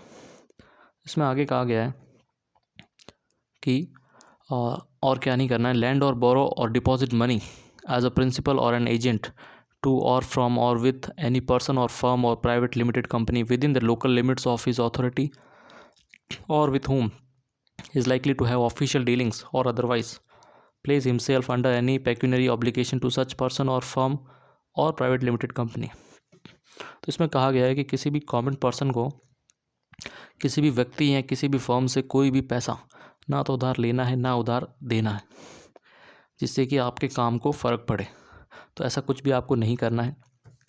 और इसमें कहा गया lend money to any person at interest or in a manner whereby return in the money and is charge or paid. और किसी को भी आपको जो पैसे देते हैं, काफ़ी लोग क्या करते हैं उनके पास पैसे होते हैं तो वो दूसरे को ब्याज पे देते हैं, तो ऐसा भी कुछ भी नहीं करना है आपको, अपने पैसे किसी को भी ब्याज पे नहीं देने, ये भी गवर्नमेंट सर्वेंट को करने से मनाही है। इसमें आगे कहा गया provided that A government servant में गिव टू और accept from a relative or a personal friend a purely temporary loan of a small amount free of interest or operate a credit account with a bona fide tradesman or a make in advance of pay to his private employee। इसमें कहा गया है कि कोई भी government servant अगर उसको चाहिए तो वो अपने फैमिली मेम्बर या किसी से भी प्योरली कोई टेम्प्रेरी बेसिस जो लोन है जो एक बहुत ही स्मॉल अमाउंट में हो सकता है बिना किसी इंटरेस्ट के, वो आप ले सकते हैं। Provided further that nothing in this sub rule shall apply in respect of any transaction entered into by any government servant with the previous section of the government। तो इसमें कहा गया है कि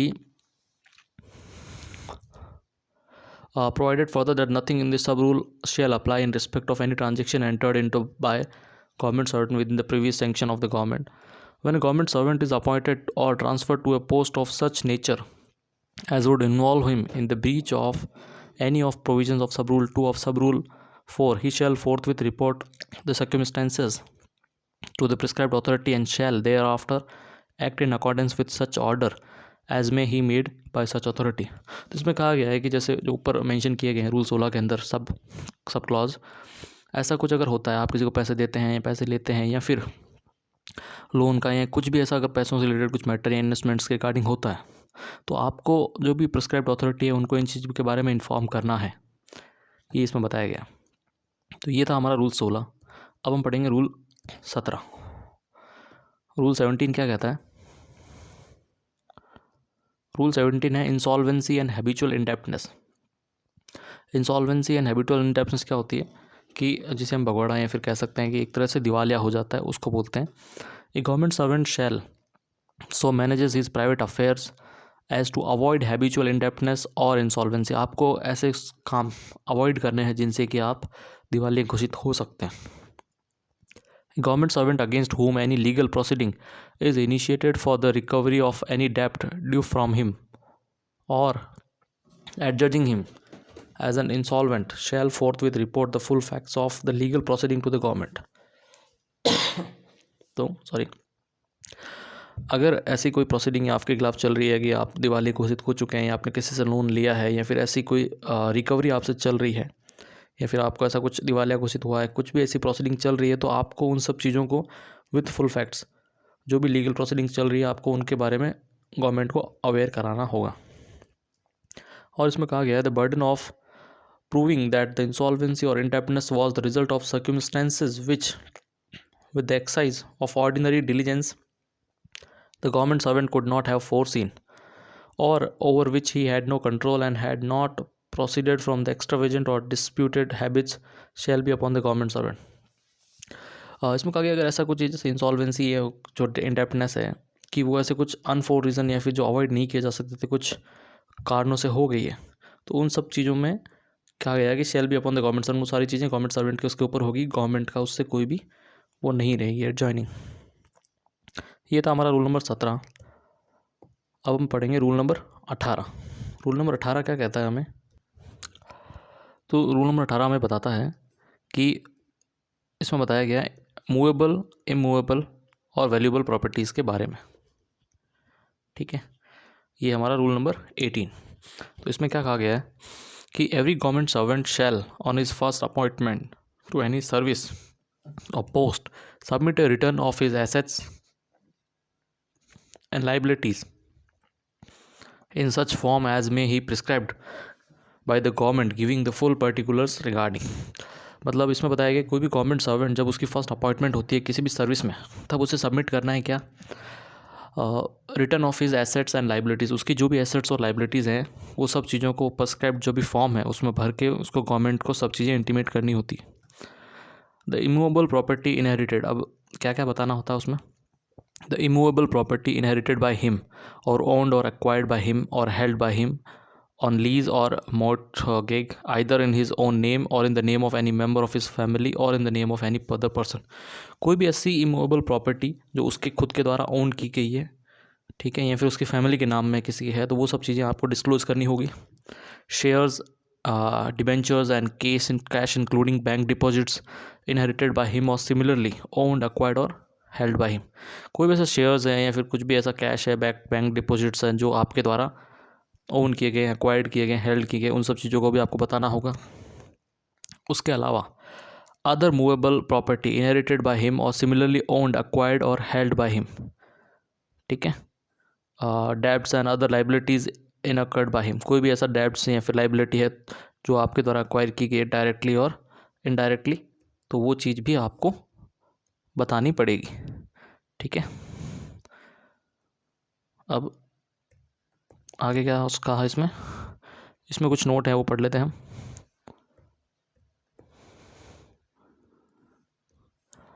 नोट 1 क्या है, sub rule 1 shall not ordinarily apply to the group D servants but the government may direct that it shall apply to any such government servant or class of such government servants.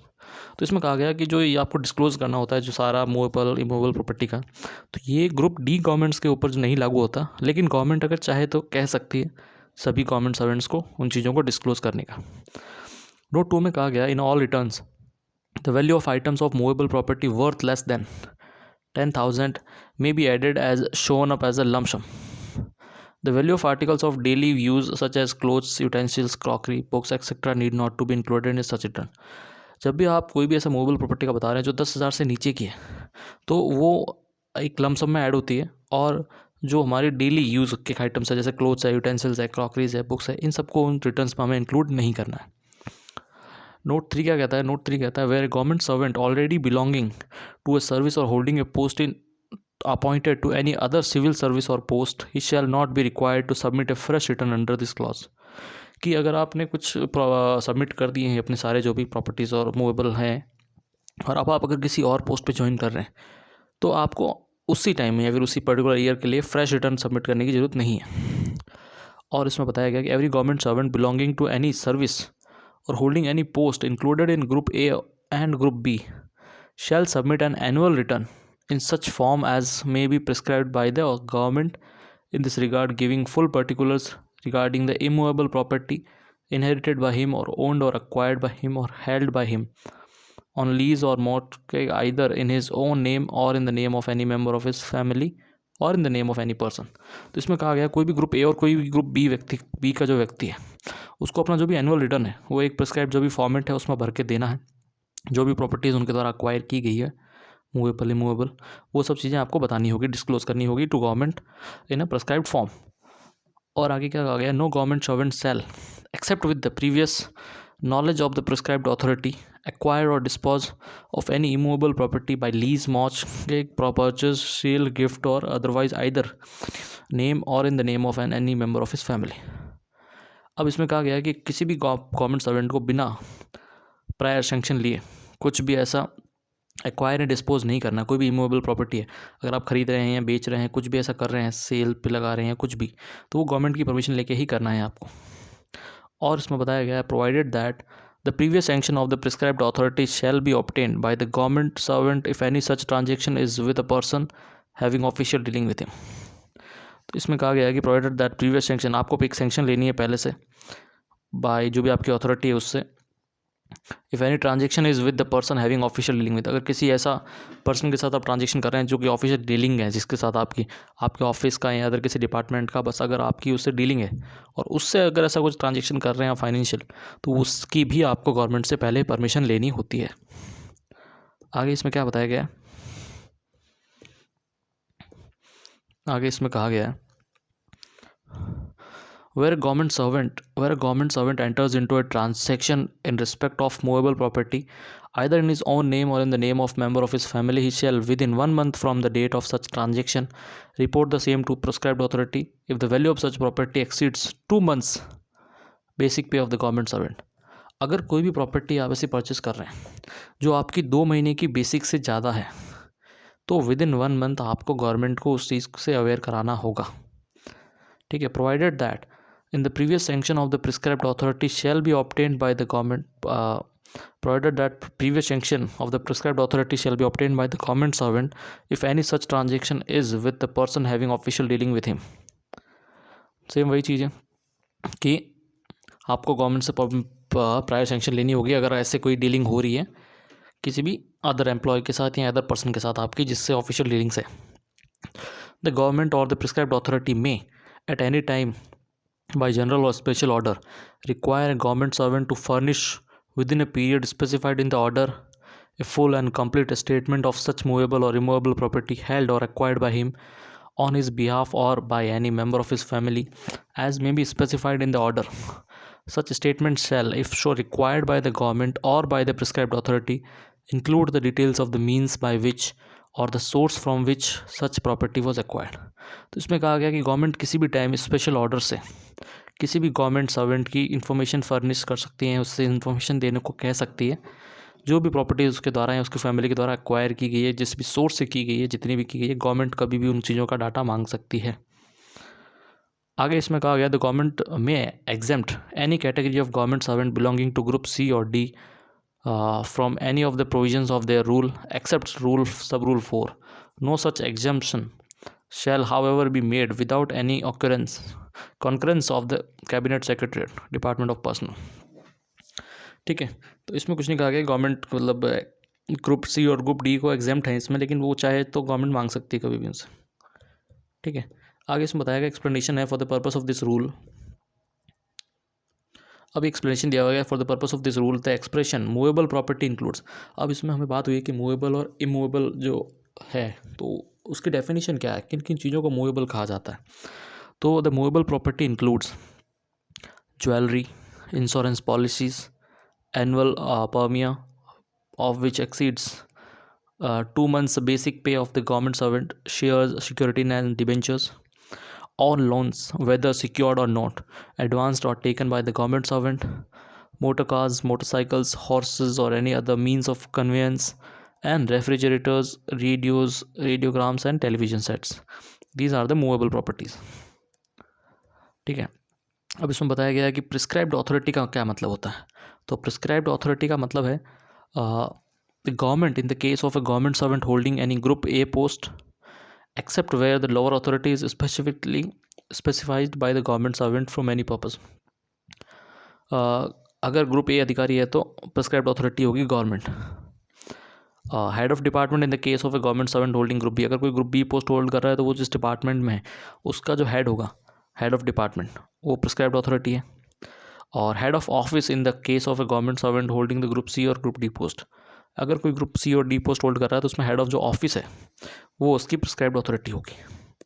In respect of government servant on foreign service or on deputation to any ministry, any other ministry or any other government, the parent department or on the cadre of which such government servant is born or the ministry to which he is administratively subordinate as member of that cadre। ठीक है, इन respect of government servant on foreign, अगर कोई government employ foreign service पे है, deputation पे है, किसी other ministry में है या फिर किसी पेरेंट डिपार्टमेंट में है या फिर किसी कैडर में है, which such government servant is borne by to the minister to which is administratively subordinate as a member of the cadre. ठीक है, इसका एक्सप्लेनेशन दिया गया है कि for the purpose of this rule lease means except where it is obtained from or granted to any person having official dealing with the government servant, a lease of immovable property from 1 year from year to year or for any term exceeding 1 year or reserving a yearly rent. तो ये था lease का explanation. अब rule 18 हमने पढ़ा। Rule 18 के अंदर एक और रूल है जिसे हम 18A कहते हैं। तो इसमें क्या बताया गया है? इसमें बताया गया है कि restrictions in relation to acquisition or any acquisition and disposal of immovable property outside India and transaction with foreigners etcetera, इन सब चीज़ों के बारे में बताया गया है रूल 18A के अंदर। तो इसमें क्या कहा गया है?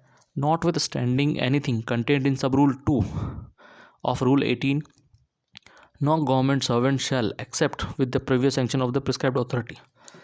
सॉरी। तो इसमें बताया गया है कि कोई भी गवर्नमेंट सर्वेंट आप बिना प्रायर परमिशन लिए नहीं कर सकते। क्या? एक्वायर एनी परचेज, कोई भी नहीं खरीद सकते आप mortgage, lease, gift or otherwise either in his own name or in the name of any member of his family any immovable property situated outside India. आप कोई भी गवर्नमेंट से बिना प्रायर फंक्शन लिए कोई भी आप इन चीज़ों को नहीं, ना तो लीज पे दे सकते हैं, ना कोई गिफ्ट ले सकते हैं, और आप अपने लिए अपने किसी मेंबर के लिए कोई भी इमूवेबल प्रॉपर्टी जो कि आउटसाइड ऑफ इंडिया है वो नहीं ले सकते बिना गवर्नमेंट की परमिशन के। Dispose of by sale, mortgage, gift, otherwise or grant any lease in respect of any immovable property situated outside India which was acquired or is held by him either in his own name or in the name of any member of his family. तो इसमें वही कहा गया कि आप out of India अपने या अपनी किसी फैमिली मेम्बर के नाम से कोई प्रॉपर्टी नहीं ले सकते बिना गवर्नमेंट की परमिशन के। Either into any transaction with any foreigner, foreign government, foreign organisation or concern.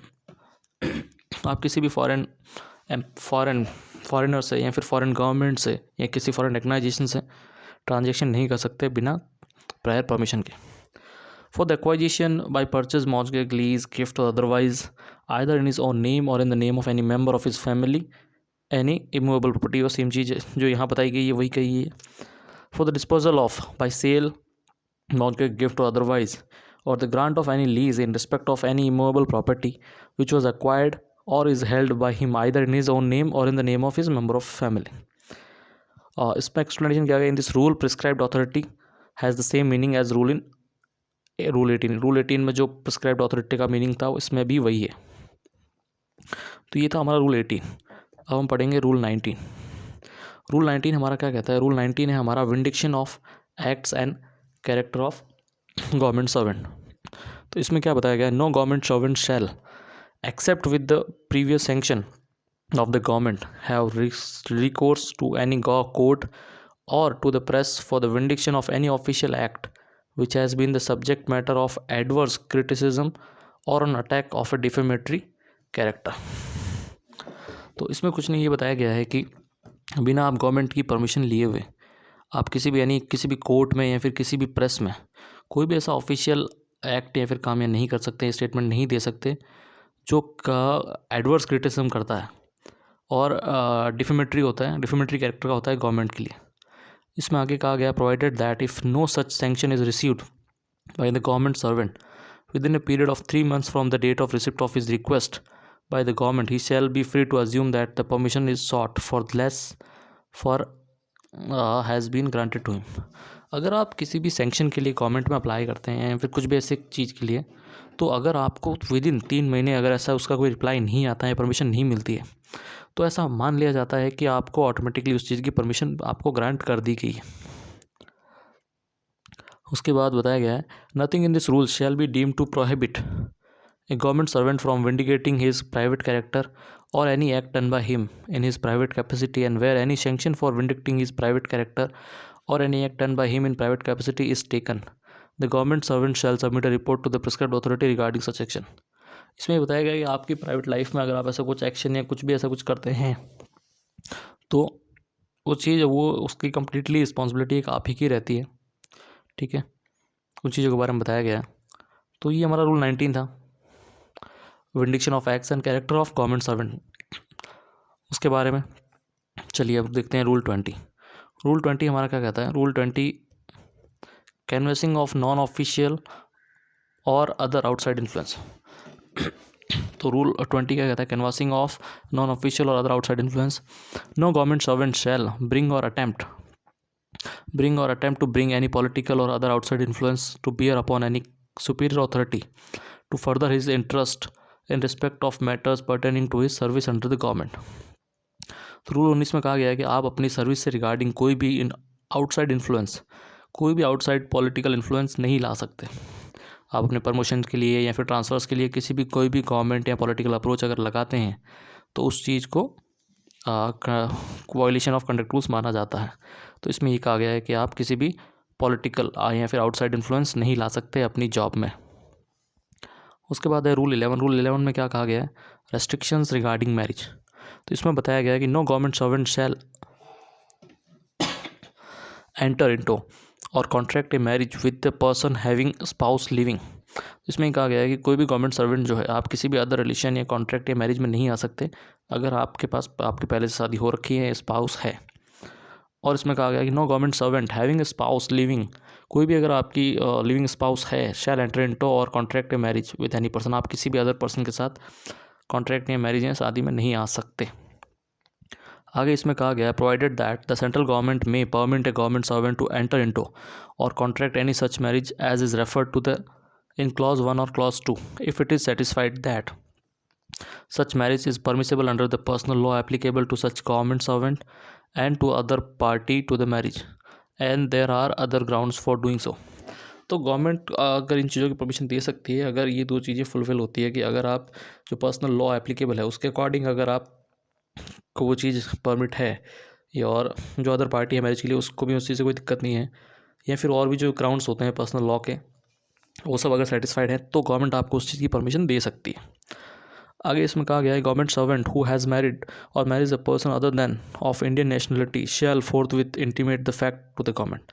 अगर कोई गवर्नमेंट सर्वेंट किसी भी फॉरेनर से शादी कर रहा है तो उसको फॉरेनर्स या जो भी ऐसा कोई व्यक्ति जिसकी नेशनलिटी इंडियन नहीं है तो आपको गवर्नमेंट को इंटीमेट करनी होगी वो चीज़। बिना इंटीमेट किया वो चीज़ नहीं कर सकते, अगर करते हैं तो कंडक्ट रूल्स का वायलेशन माना जाएगा। अब हम देखते हैं रूल 22। रूल 22 क्या कहता है? रूल 22 है consumption of intoxicating drinks and drugs. तो इसमें कहा गया है government servant shall strictly abide by any law relating to intoxicating drinks और drugs in force in any area in which he may happen to be for the long being। तो इसमें ही कहा गया है कि किसी भी गवर्नमेंट सर्वेंट को कोई भी इंटॉक्सिकेटिंग ड्रिंक्स एंड ड्रग्स ऐसा कुछ नहीं करना है, ना ऐसे कुछ एरिया में या किसी भी समय रहना है माहौल में। Not be under influence of any intoxicating drinks और drugs during the course of his official duty and shall also take due care that the performance of his duties at any time is not affected in any way by the influence of such drink और drug. तो इसमें ये और कहा गया है किसी government servant को अपने ड्यूटी आवर्स में ऑफिशियल टाइम्स में जब वो अपने ड्यूटीज परफॉर्म कर रहा है उनको इन चीज़ों से दूर रहना है। कोई भी इंटॉक्सिकेटिंग ड्रिंक जैसे अल्कोहल या फिर कोई भी ड्रग, उन सब चीज़ों से इनको दूर रहना है किसी भी गवर्नमेंट एम्प्लॉय को। और इसमें कहा गया है कि refrain from consuming any intoxicating drinks और drug in public place. As a government सिर्फ ऑफिशियल आवर्स में ही नहीं बल्कि आपको पब्लिक प्लेसेस में भी आपको एक डिग्निटी मेंटेन करनी है, आपको इन चीज़ों को कंज्यूम नहीं करना है। Not appear in any public place in a state of intoxication, किसी भी ऐसी भी नशे की हालत में आपको पब्लिक प्लेसेस में अपीयर नहीं करना है। Not use any intoxicating drink और ड्रग्स टू एक्सेस, कोई भी अगर इन चीज़ों के एक्सेस में यूज़ भी नहीं करना है आपको एज अ गवर्नमेंट सर्वेंट। इस चीज़ में एक एक्सप्लेनेशन है इन्होंने दिया है कि for the purpose of this rule public place means any place और premises including a conveyance to which the public have और are permitted to have access whether on payment और अदरवाइज। तो इसमें पब्लिक प्लेस में ऐसी सारी जगह include है जहाँ पे पब्लिक जा सकती है विथ परमिशन और वेदर ऑन पेमेंट और अदरवाइज। तो पब्लिक प्लेस कोई भी, जैसे हम पता है कि उस पर आपको ऐसी चीज़ें नहीं करनी है। तो ये था रूल 22। इसके साथ एक 22 का एक और रूल है जिसे हम 22A कहते हैं। इसमें बताया गया है prohibition regarding employment of children below 14 years of age. तो no government servant shall employ to work any children below the age of 14 years. तो 22A में आपको ध्यान रखना है कि आप किसी भी बॉय गर्ल जो भी है, कोई भी चाइल्ड है, उसको अगर below the age of 14 years है तो आपको उसको कहीं भी एम्प्लॉय नहीं करना है, अपने घर पे या काम पे लिए कहीं भी, दुकान है जहाँ भी, और आप देखते हैं तो आपको उस चीज़ को भी रिपोर्ट करना है। तो ये थे रूल 22 हमारे। उसके बाद हम देखते हैं रूल नंबर 23 23 क्या है? Interpretation. If any question arises relating to the interpretation of these rules, it shall be referred to the government whose decision therefore shall be final. तो इसमें इंटरप्रिटेशन क्या है कि अगर कोई भी रूल में कहीं भी कुछ ऐसा इंटरप्रिटेशन में दिक्कत आती है, रूल को किसी भी समझने में या फिर कुछ भी ऐसा कन्फ्यूजन होता है, तो वो चीज़ गवर्नमेंट को रेफर होगी और उस पर गवर्नमेंट ऑफ इंडिया का जो डिसीजन होगा वो भी वही फाइनल माना जाएगा। तो ये आता है रूल 23 के अंदर। रूल 24 क्या कहता है, इसमें डेलीगेशन ऑफ पावर्स के बारे में बताता है। The government may by general और special order direct that any power exercisable by it और any head of department under these rules except the powers under rule 23 and this rule shall subject to such conditions if any as may be specified in the order be exercisable also by such officer or authority as may be specified in the order। तो इसमें powers के बारे में बताया गया है कि भाई ये सारे जो रूल्स हैं उन रूल्स की powers the government may by general special order direct that any power accessible by it और any head of department under these rules. तो डेलीगेशन ऑफ पावर्स के बारे में बताया गया कि इन रूल्स की जो पावर्स है वो गवर्नमेंट के अंदर समाहित है, एक तरह से हम कह सकते हैं। ये 24 रूल था हमारा। अब हम देखते हैं, ये हमारा लास्ट रूल है 25 रिपील एंड सेविंग। इसमें क्या बताया गया कि any rules corresponding to these rules in force immediately before the commencement of these rules and applicable to the government servants to whom these rules may apply are hereby repealed. तो कभी भी किसी भी rules को government के द्वारा हटाया जा सकता है या जोड़ा जा सकता है, उन चीज़ों के बारे में इसमें बताया गया। Provided that any order made or action taken under the rules so repealed shall be deemed to have been made or taken under corresponding provisions of these rules, provided further that such repeal shall not affect the previous operation of the rules so repealed and contravention of any of the said rules shall be punishable as if it were a contravention of these rules। तो इस rules में basically इतना बताया गया कि government किसी भी rules को कभी भी हटा सकती है या फिर उसमें कुछ और एडिशंस कर सकती है, लेकिन लास्ट लाइन में ये बताया गया है कि अगर किसी के खिलाफ कुछ एक्शन कुछ लिया जा रहा है, वो प्रीवियस रूल्स के अकॉर्डिंग लिया जा रहा है और वो चीज़ ऑन गोइंग है और उस चीज़ को अगर बीच में हटा दिया गया है तो उस पर एक्शन उसी के अकॉर्डिंग होगा जो चल रहा था। ये सब चीज़ें हैं बेसिकली इन चीज़ों में। तो ये हमने कंडक्ट रूल्स के 25 रूल्स हमने पढ़ लिए थे पूरे। उम्मीद करता हूँ आप सभी को बहुत पसंद आया होगा वीडियो और काफ़ी इन्फॉर्मेटिव होगा आप लोगों के लिए। अगर आपको कुछ भी डाउट्स आते हैं आप मुझे कमेंट करके पूछ सकते हैं, ठीक है। ये PDF मैं अपने टेलीग्राम चैनल पर अपलोड कर दूंगा। टेलीग्राम चैनल का लिंक आपको मेरे इस वीडियो में या फिर बायो में मिल जाएगा, वहाँ से आप ज्वाइन कर सकते हैं। ये बेसिकली रूल्स थे। इसके बाद इस कुछ ऐसे ये जो भी कंटेंट है ये आपको ऑफिशियल गवर्नमेंट वेबसाइट से मिल जाएगा। अब कुछ ये आगे इसमें और कुछ लिंक्स हैं, हाइपर लिंक्स हैं, अगर आपको देखना हो जो भी सेंट्रल गवर्नमेंट ये CCS कंडक्ट रूल्स है इनमें जो अमेंडमेंट्स हुए हैं अब तक, ये सारे उन अमेंडमेंट्स के हाइपर लिंक्स हैं। तो इन पे क्लिक करके आप ये सारे अमेंडमेंट्स देख सकते हैं, ठीक है। Rules in the CCS conduct rules 1964 and their respective amendments. तो ये सब अमेंडमेंट्स हैं, इनके हाइपर लिंक्स है। आप PDF में जब क्लिक करेंगे तो इन लिंक्स पे क्लिक हो जाएगा और वहाँ से आप इनको ऑफिशियल भी देख सकते हैं, ठीक है। तो ये थी हमारी कंडक्ट रूल्स की क्लास। कमेंट में बताइए कि नेक्स्ट टॉपिक कौन सा कवर करना चाहते हैं आप। इसी तरह मैं अब कंटिन्यू वीडियो डालता रहूँगा जिसमें हम जितने भी टॉपिक्स हैं जैसे CCA रूल्स हैं और LTC रूल्स हैं, RTI रूल्स हैं, लीव रूल्स हैं, SR रूल्स हैं, SR FR, ये सारे हम चीज़ें इस चैनल पे पढ़ने वाले हैं। तो आज के लिए बस इतना ही। बहुत बहुत धन्यवाद।